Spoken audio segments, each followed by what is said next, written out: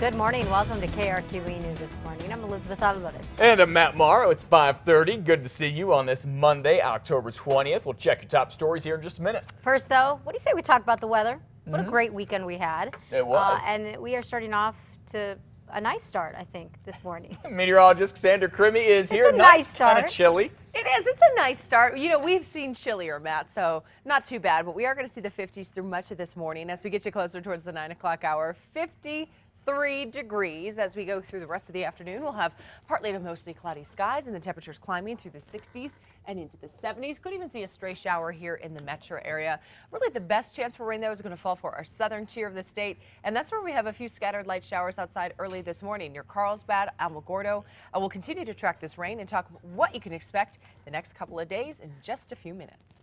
Well, early voting continues today in Bernalillo County. In just a couple hours, you can go vote at more than a dozen places all around the county. The early voting centers opened Saturday, and they were busy. We're told more than 4,300 people cast their ballots that very first day they could. The centers will be open from 8 in the morning until 8 at night. They go Monday through Saturday. To find out which one is closest to you, head to krqe.com and click on links. Do not forget, the general election is November 4th.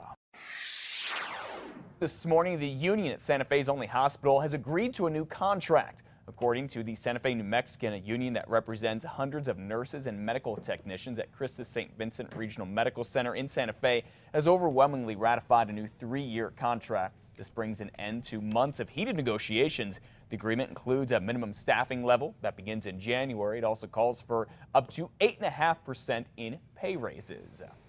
Well, 5:32 now. We've gotten a sneak peek into the massive files for the case of Albuquerque police shooting and killing a homeless man in the foothills. APD handed the 1,000-page case file to the DA. The file is basically the department's investigation into the controversial shooting of James Boyd. The shots APD officers Keith Sandy and Dominic Perez fired came after hours of unsuccessful negotiations with the homeless camper, with officers trying to get him to come down from his illegal campsite in the foothills and give up his small pocket knives. Now, in the beginning of the file, it states during the arrest, Boyd again brandished 2 knives toward officers, which resulted in Detective Sandy and Officer Perez using lethal force and shooting Boyd. Officer Dominic Perez, whose camera captured the incident, told investigators he thought lives were in danger. I felt that I had no other choice than to use deadly force. I did not think that that suspect was going to stop there and just stand there with his knives due to his extensive criminal history. Attorney Joe Kennedy, whose firm is handling the Boyd's family's civil lawsuit, says that officers who say they were in fear simply does not give them a free pass to shoot and kill someone. And now District Attorney Carrie Brandenburg says she could decide if the officers involved in that deadly shooting will face criminal charges by the end of this year. Now keep in mind, Ms. Brandenburg has never charged an officer for a shooting, and we asked her if she feels any pressure, particularly in this case, because it has sparked protests and got international attention. The only pressure I feel is to do the right thing. I've got to go home and I've got to look my kids in the face, and I have to know that we made the right decision. Now, besides the DA, the FBI is also investigating the Boyd shooting, so there could be federal charges as well. As for the 2 involved here, Keith Sandy is on paid leave and Dominic Perez is on desk duty. Some criminal cases in Farmington could be in jeopardy after a police department employee is accused of stealing evidence. According to the Farmington Daily Times, Ashley Goodvoice took $3,000 and a lot of prescription drugs from the police evidence room. The article states that she is an evidence technician. The DA's office is trying to figure out what cases could be affected. Goodvoice was arrested on several charges, including embezzlement. She is on leave without pay. Well, a $5,000 reward is now being offered to find out who killed Jasper, the Tasmanian devil, at the Rio Grande Zoo. It looks like there was malicious intent, and essentially our poor Tasmanian devil was killed intentionally by what seems to be a blunt force trauma to the head. According to a police report here, a zookeeper last saw Jasper alive last Tuesday afternoon. Sometime between then and the following morning, it looks like someone smashed Jasper's head with a chunk of asphalt. The city says the asphalt was 4 inches thick and the size of a small plate. The city has already brought in an independent investigator to help police figure out if this was a zoo worker or a visitor.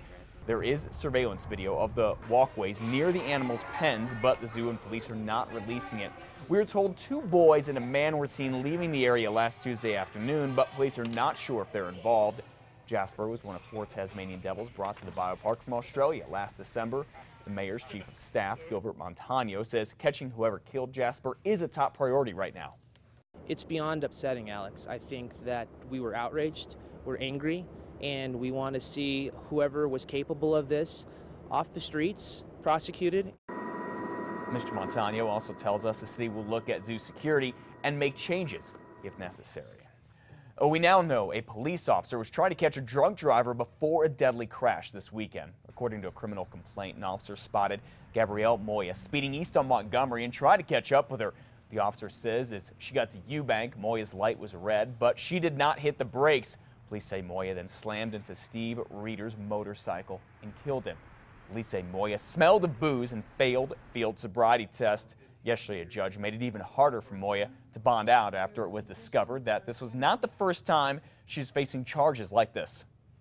I am going to set the bond at this point at $200,000 cash or surety. Police say Moya was charged less than a month ago in another case for aggravated DWI.